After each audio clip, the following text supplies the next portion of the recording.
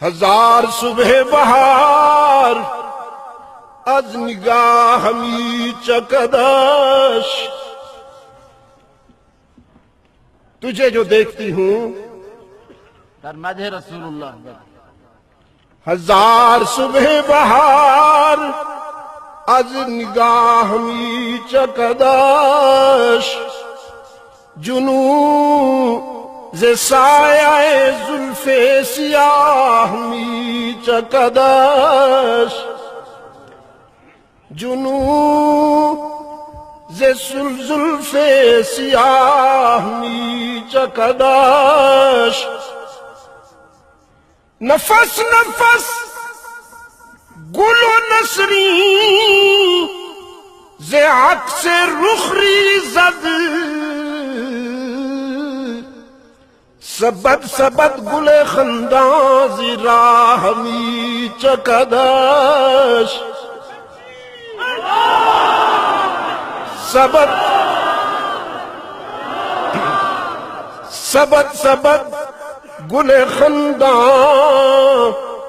ز راہ می چکدش، بپیشگاہ جمالش بپیشگاہ جمالش جلال سر بسجود،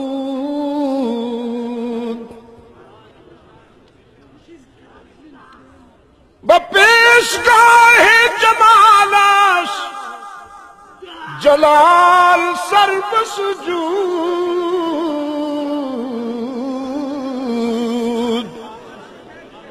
بپیشگاہ جمالش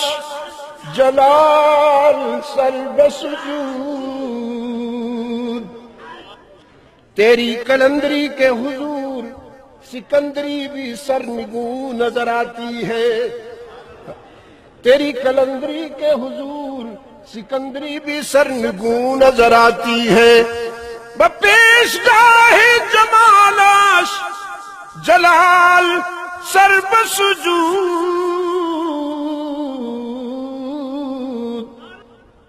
ہنستا ہے تو اس کا وقار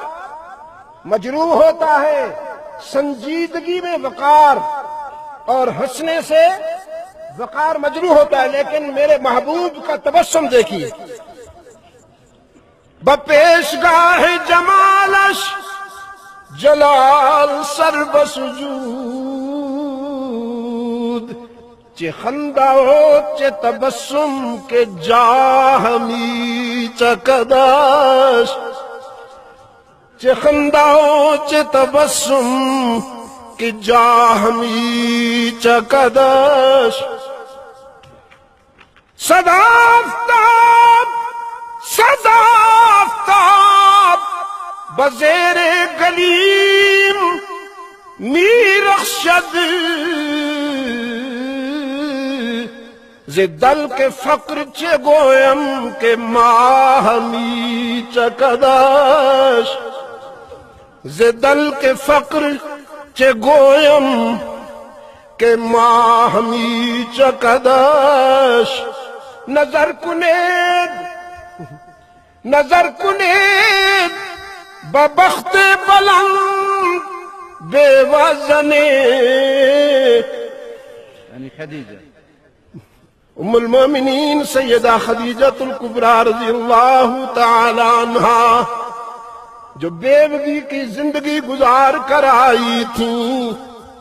خزاں کے دور سے گزر کر آئی تھیں کہ بہار کی منزل مل گئی،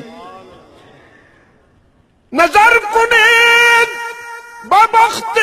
بلند بیوازنے کہ از کنار غریبش چه ماہ می چکدش، اور مخدومت المسلمین سیدہ عائشہ فرماتی ہیں رضی اللہ عنہا، زلیخا کا بھی یوسف تھا میرا بھی یوسف ہے، زلیخا کا یوسف دیکھنے والیاں انگلیاں کاٹتی رہیں، ایمان نہیں لائیں، اور میرے یوسف کو دیکھنے والے پہلے ایمان لائے پھر گلے کٹوا دیے. بله مخدومت المسلمین عایشه صدیقه می فرماید